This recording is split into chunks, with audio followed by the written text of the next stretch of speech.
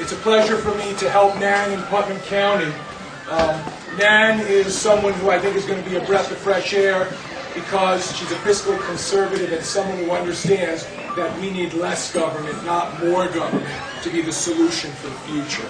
So Nan is someone who's thought very much about the district and is going to be out there quite a bit over the next 10 months, reaching out to as many people as possible. So we want to make sure that anyone who wants to get involved, to please go to nanhayworth.com, speak to Nan.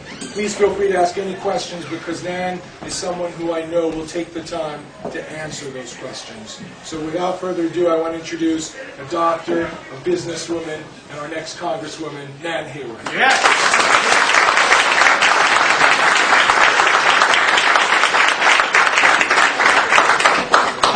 Thank you, everyone, and thanks in particular to Lisa Douglas, whom I admire greatly for her leadership within this pivotal and crucial movement.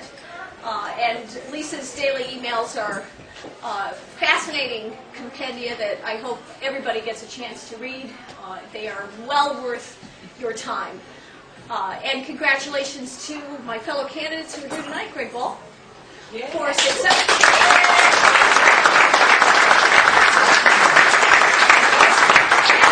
Steve Platts for assembly in the 1990s.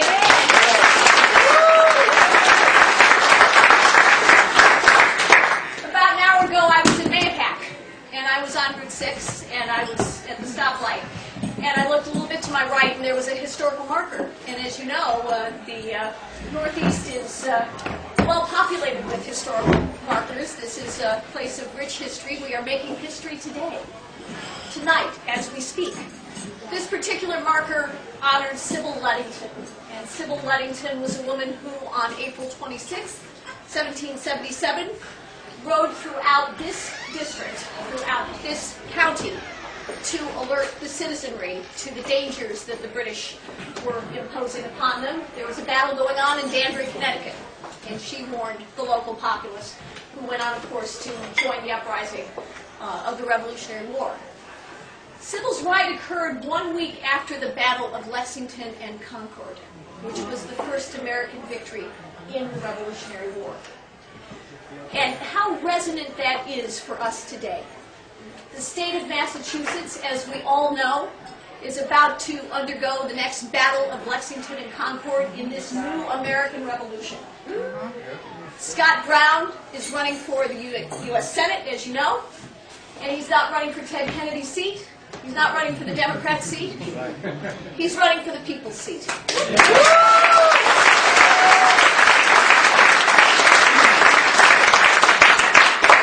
And that's the way I feel about the U.S. Congress.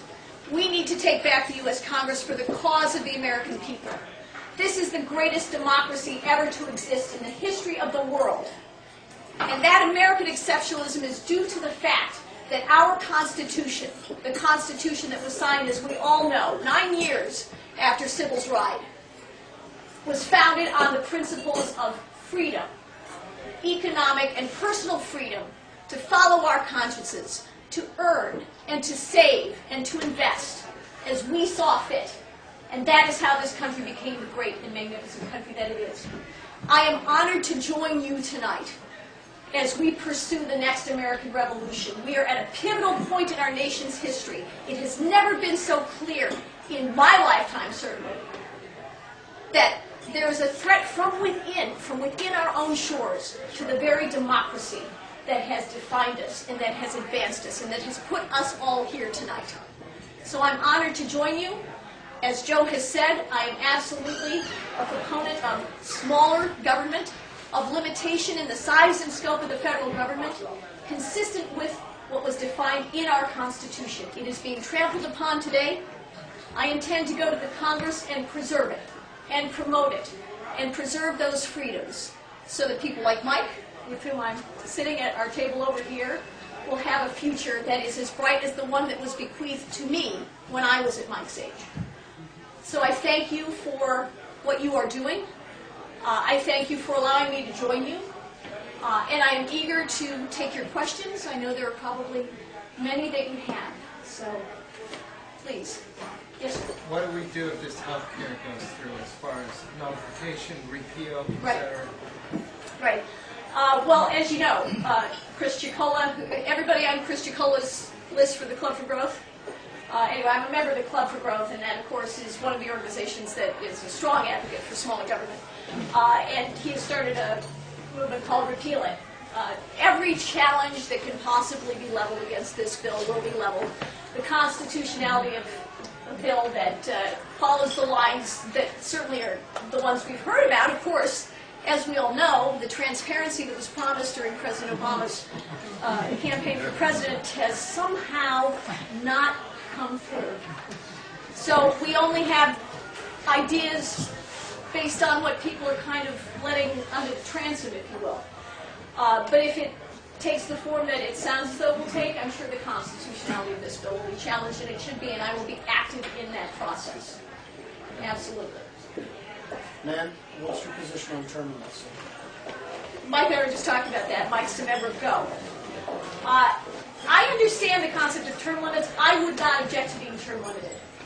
I also feel, however, that, and maybe it's not a however, maybe it's just an also, that if we have greater transparency, which we don't have now, if we have greater accountability, if we also alter the process of delineating congressional districts so that the politics that now taint these gerrymanderings, and we see it in New York State, if we can rationally construct congressional districts, for example, in the way in which the state of Iowa does, with a nonpartisan commission, we would probably have fewer problems with term limits. I think our democracy would be more open. But would I object to being term limited? No, I would not. Yes, ma'am. Kind of in that vein, Yeah. how do you feel about legislation being introduced that would repeal Congress's pensions for life? Well, I certainly, for this Congress, Nancy Pelosi and Harry Reid, I'd say definitely not only have their pensions revoked, but also the salary they're earning now. Lisa, I haven't heard about it before, but certainly if this Congress continues to spend as it is, I think it would be a rational budgeting measure. Just to follow up on that, Nan, is I doubt anybody in this room, or a handful, if they work for themselves, have a pension.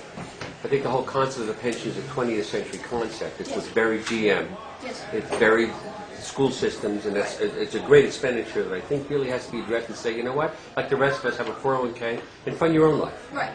I agree with that completely. I would not. I've been the recipient of a message, and it may have been through our Tea Party connections, talking about the fact that to serve in the Congress is a privilege. It is a public service. It should not be someone's permanent job. It should really be.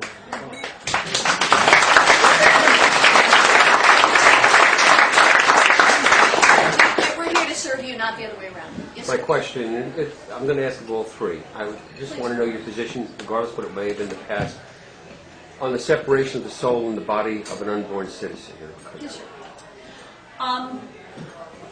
I believe that human life begins at conception.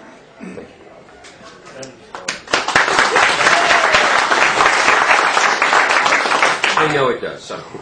No, I do. I am pro-choice. I'm not being false in any way. But I do understand and believe that human life begins at conception. And I have thought very hard about the issues involved with abortion.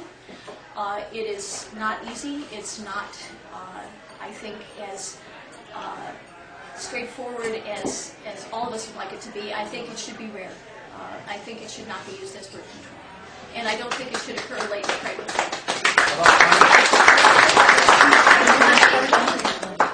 How about funding was the next question. It should not be federally funded as an elective procedure. I would vote for the Stupak amendment.